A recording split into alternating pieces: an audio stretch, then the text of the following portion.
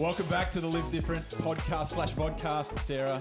/ vlogcast, whatever you want to call it. But good morning, good afternoon, good evening, welcome. I'm a bit nervous. I was about to say it's good to see you, but I'm not sure that's right because of... Sam, welcome. We all know what happened last week to me. I'm still feeling the repercussions of the chili sauce mixed with mayonnaise and blah, blah, I watched the blah. recording of that and I nearly threw up watching it, like I can't genuinely. even bear to watch it. It just was You have to go back to the last episode. If you want some really, fulfilling spiritual stuff to digest from the First Peter podcast, go and watch the issue Sarah was, I'm eating a not wheat sure bix. it was actually digested properly in my system. It was really quite It's gross. still in the bin over there, actually. So yes, today we are here again, and Sam, who knows what is about to come your way. Yeah, Exciting. thank you. Well, we do know who we've got joining us today. Welcome to our guest start with Donna Graham, Hello. kids pastor at Ormo campus. Yes, I am. So good to have exciting. you. And everyone who sits in your chair each week looks very, very nervous. And you're living up to that right Thank now. you. Yeah, That's look- good. I like to, exceed expectations. We I feel say like good. I'm more nervous than other people. Yes. So Okay. there No, you Be that's go. good. brave, Nothing be to be very nervous afraid. about. I'm No, terrified. Don't tell Nothing her to that. be nervous about at all. Don't at set all. false expectations. Tim Lucas, you look even hey. After hearing that You wheat look bix nervous. and all sorts of stuff, I don't know what's coming. I haven't been prepped. They don't pay me enough for this. So Oh, This- wow. No, not at all. This is Tim Lucas, everybody in the room. In case Hello. you didn't know, our amazing Mackenzie campus pastor, who we love dearly. Oh, thank you. And it's going to be okay. I need to visit the counselling gonna be centre after all this to right. see. Yes, that's gonna right. be You get a fine. free session at the counselling centre. Yeah, absolutely. And in the corner, we have Mr. James Bignall. Jimmy, Hello. How are we Bringing doing? it in for Ormo. It's fantastic to have you here. 2 almost on today. two almost. Oh, There you yeah. go. Yeah. Representing Yeah, who big knows? time. Might be a short episode. Yeah. Is that a bad I think thing that's or a good great thing. Well, it depends. Yeah, we can go anywhere with this. Hey, we love to open, after introducing our guests, we love to open with a segment. I'm going to do this. Shush. Because we've got to get this right. Shushing They me. edit the thing in later. No, Shushing just wait. Okay, wait. A segment we like to call First or Worst. See, that's how you do it. I'd like to go. Okay, have a go. We like to start with a segment we like to call First or Worst. Okay, which one? Going with mine. That was boring. Anyway, No, but the accent made it. we're going to ask you guys, you have to speak about your first or worst. So the first time you did this or the worst time you did this. And it's actually not the thing you did, but a job you had. So the first job you had or the worst job you had. And it can include the job you currently have. I'm not putting any limitations on this. But to add a bit more fun into this, in case you have a really boring story Hannah, to tell, bring in Hannah the has goods. got some Bring treats in for the us. goods. Wowzers. So today we have, for the delectable delight for the camera, Oh, this that's is a dripping. little donut, otherwise known as, we've got some warheads in there, and we've got some very spicy double drops of sourness. Okay. Oh my goodness. I haven't had something like this since I was like 13. Yes, it's delicious. I'm glad I don't have to Absolutely have great. it. It's just for our It's guests. not my week. That one's got your Fine, name on it, Sam. Sam. I count 5. There's and- 5 there. Yeah. Okay. Who's going first, So Sarah? hands up. Who No, would they're like not to go going to first? put their hand up. You just got to nominate somebody. Donna. Donna. We're going to go here. We Ladies go. first. That's a good Ladies call. first. Pass it Okay, over. I have so many questions. No, I'm no time for I questions. want the pink one. Thank Okay, you. there you go. But do I have to eat the whole thing, Just have or to can put- I you just have to- put it out and then spit it out? No, you have to put in your mouth And you chew. have to speak your answer to first or worst While you're it's in doing your it. mouth, and then you may spit it out after that. Oh no! So it's Lockie's- going to Lockie's be a on really the quick bin. In a bucket. story. No, I don't think Yeah, we have any here we go. spitting out. I think you have to consume the whole product. I'm just trying to cover my own I'm bases actually here. going to pick. I like Sam's intro better, so I'll go with his. But here we go, Donna. First or worst job? Go. My first job was I made. It's actually delicious. Oh, don't say that. Oh, there she goes. My first job, I got $2 and I got to make pizza boxes at the pizza shop just down the road from my parents' corner store. Right. So I just made pizza boxes, $2. I was a very wealthy 10-year-old. $2 a box or $2 just for a shift? $2 for the night. That's called slave labour, Donna. Yeah. It was, but look, I was 10 and $2 back then got you a lot of A lot of lollies. lollies. Did you That's buy any $2. warheads with your $2? Well, I don't like warheads. I used to wash all the spice off before I ate them. I'm a sugar bracelet kid. Oh, right. Awesome. Okay. Yeah, Right, excellent. okay, I next. think we are coming your way, Mr. Lucas. Oh, Take your lovely. pick. Do you have a colour preference? Look, not really. This one looks pretty awful. They all look awful, so I'm just... Gross. All right. Here we go, you ready? Yep. First or worst? Joel? Go. I'm just going to try and ignore what's happening in my mouth. Good idea. We won't. Yuck. My worst job, other than... No. My worst job was... See, the colour is rising in your face a little bit there, Mr. Lucas. worst The job... flush is building. Oh, it's crunchy too. What's that? Don't I used to ask. work as a night filler at Woolworths. And it was the worst job in the world because you would start work at like 2 a.m. after getting a phone call at about 10 a.m. And there's this guy who I swore was just straight out of jail. I won't mention his name. But he was the boss. And he would ring me 9:30, 10 o'clock saying, hey, Tim, you coming to work tonight? 2 to 6? I'm like, oh, gosh.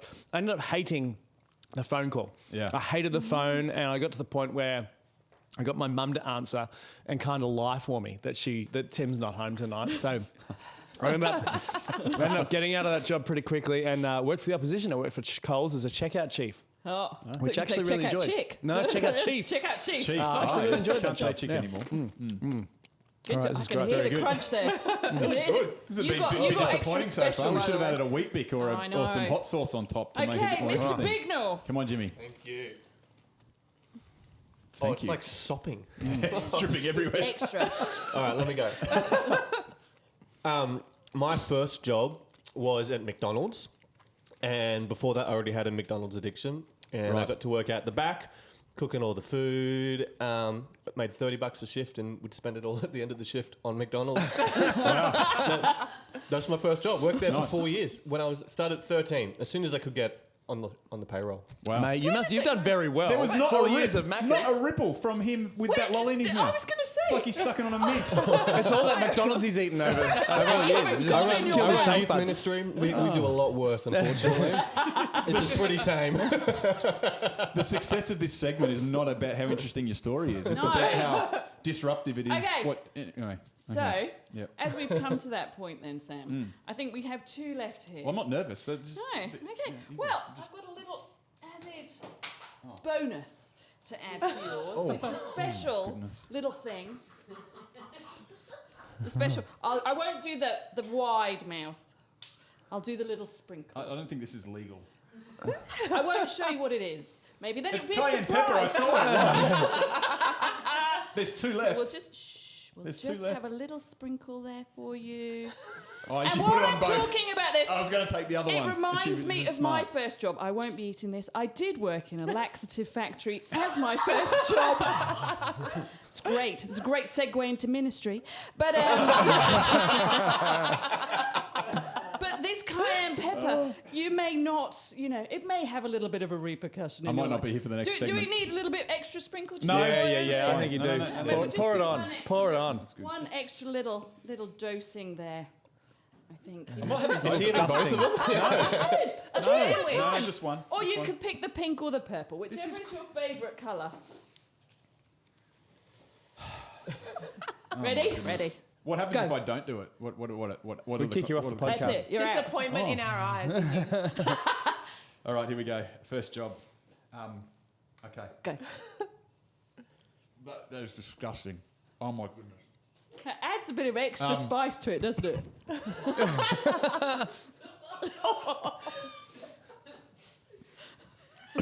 I've never seen him speechless before.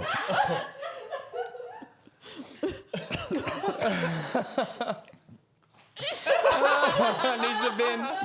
Need to be ready. First job. Worst job is this one.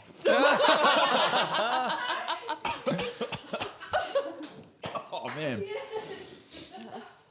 I had a night fill job as well, and I had the same thing. I used to hate coming home from school and getting a phone Getting call. the phone call. I'd ignore it. Oh, Maybe we need the bucket. Has anybody got the right, bucket? It's coming back.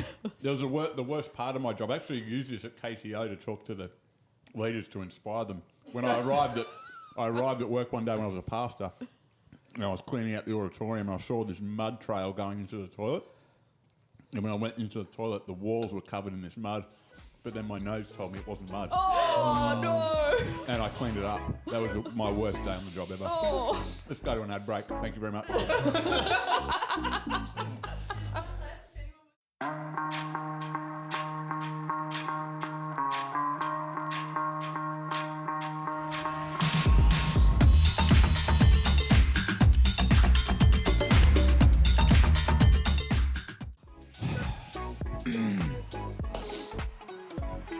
Welcome back.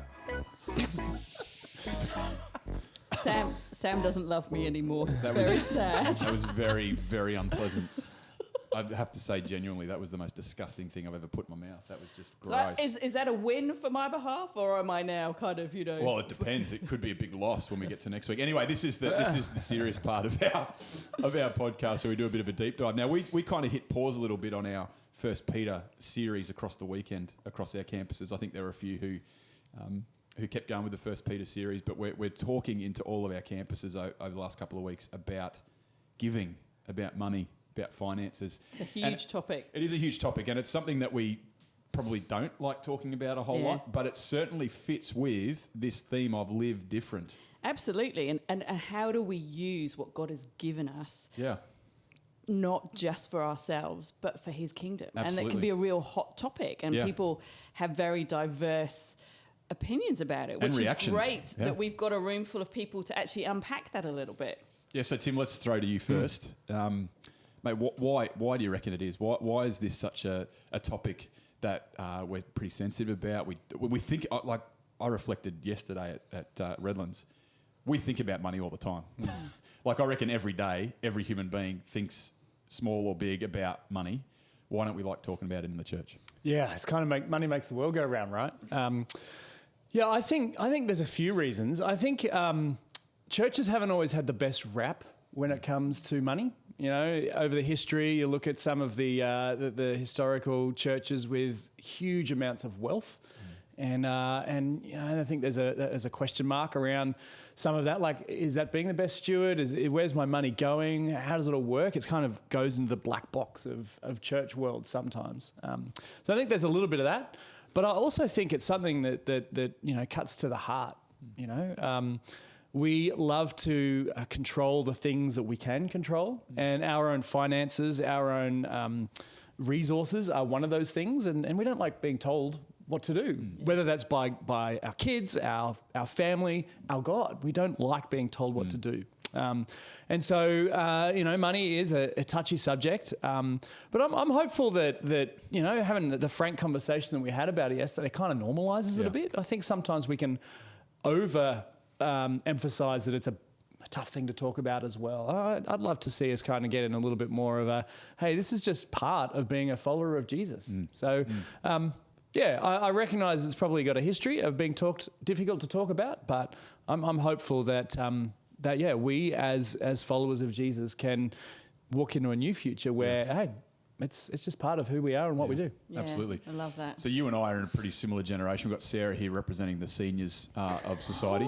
And Oh, it's getting spicy now. Wow. It's getting But spicy now. we do have Jimmy, young family, a couple of young kids, and Donna, single woman living Traveling with friends. the That sort of world. thing. I'd love to hear from you guys first, and then maybe we'll double back as we get older and older and even older. Seriously, people. You put cayenne pepper on Ollie's, okay? Anyway, what are some of the principles that guide you as followers of Jesus, and in your context, in your demographic, all that sort of thing? What are some of the principles? What are some of the things that come to mind that guide your approach to the way you handle your finances? Yeah, that's a great question. I want to expand on Tim just really Sure. quickly as well. I actually don't think it's just a difficult conversation in church. Well, I think it's a difficult conversation in every community. Yeah. We talked about giving 2 weeks ago at Olmo, and Andrew used this great analogy. He just spoke about a conversation he'd had recently at the dinner table, and he asked that someone he'd never met before, so, you know, you look like you're doing all right. How much do you make? What's your salary?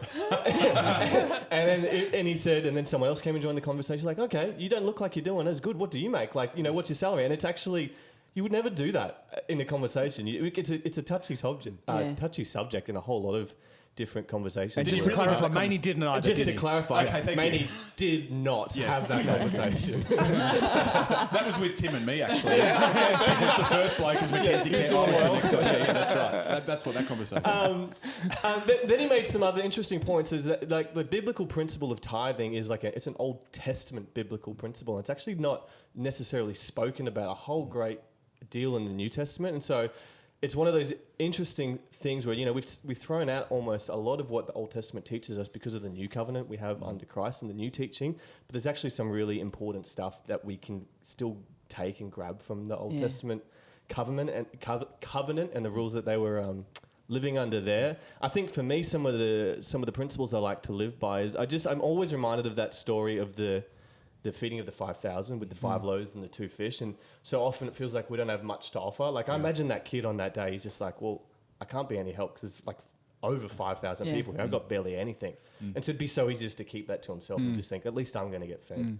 But it's in the giving of it to Jesus that it actually goes and does way more than you would ever even imagine. And incredible things start to happen. And so often I reckon the principle for me is it's actually not about necessarily how much you can give, but how you give and the heart that you give from as well. It's actually just about, hey, I'm going to make it a priority to give and allow Jesus just to use whatever it is that I have to give to him, whether it's my time, my money, my energy. Yeah, that's good. Yeah. Yeah, I love that, Jimmy. Donna? For me, I in my growing up, it wasn't something that was built into me. So as an adult, it's been such a huge, I have to make this decision. And for me, it's actually just obedience. And, times get a little tough and it's like, oh, life would be so much easier if I didn't. But then that's been a real recent thing as well of like, no, actually this is for me, this is obedience. This is something that I've been called to do and I need to stick with it. And I trust that God will provide for me and this is what I need to do sort of thing. Yeah, So that's good. Yeah. Excellent. Yeah.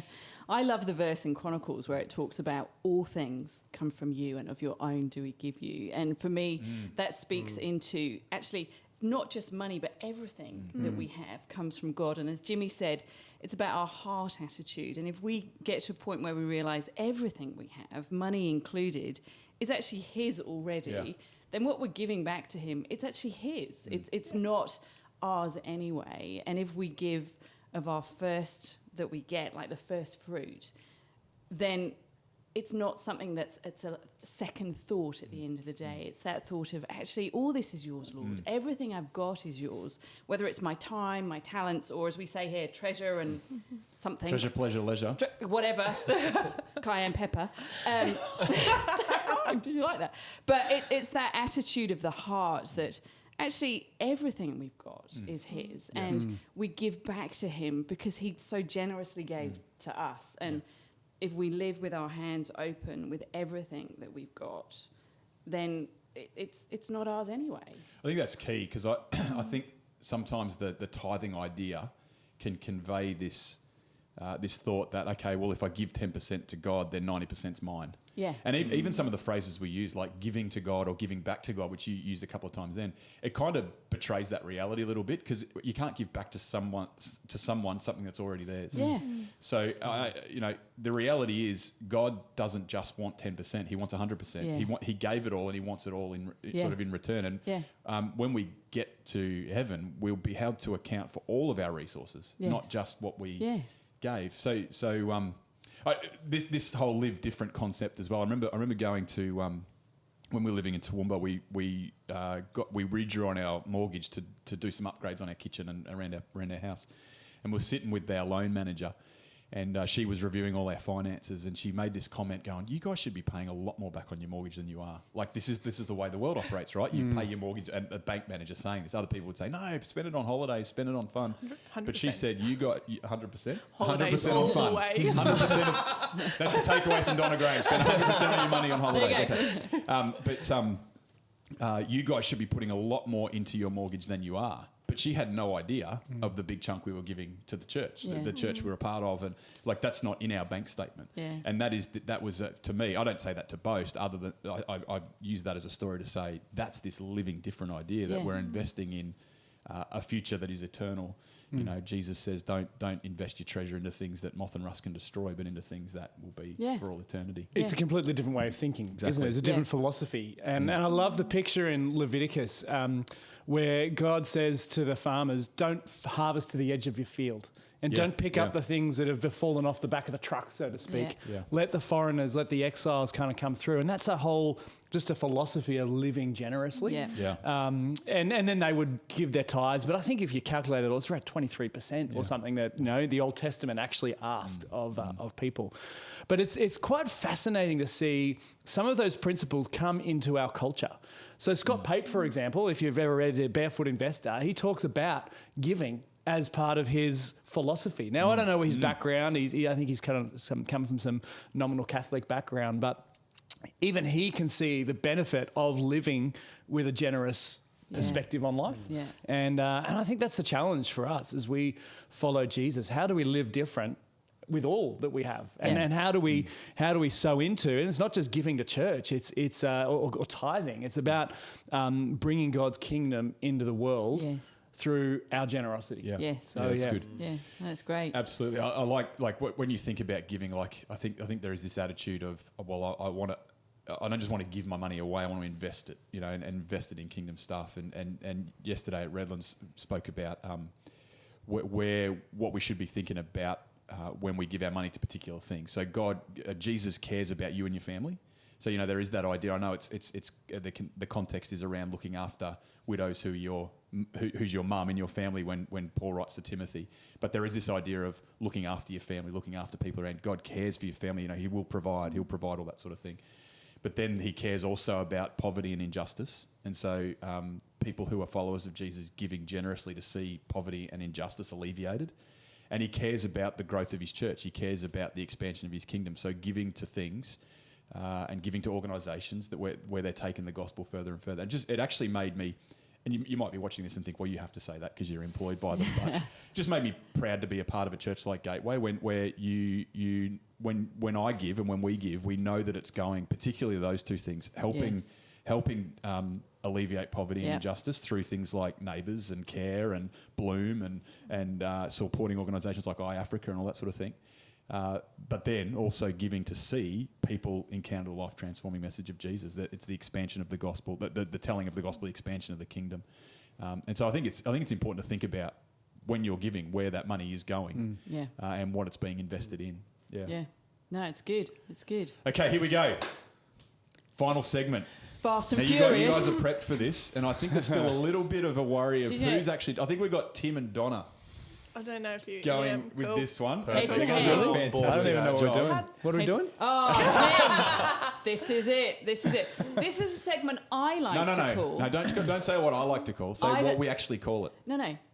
The Fast and the Furious. No, because I say, furious preachers get themselves into a lot of trouble. I know, but you didn't like Fast and Lovely. Well, Dave Morrow was on last week, and his 30 seconds. So what can I say? His 30 seconds went for 20 seconds, so he Yeah. was fast. But certainly was he wasn't lovely? furious. No. Oh, lovely.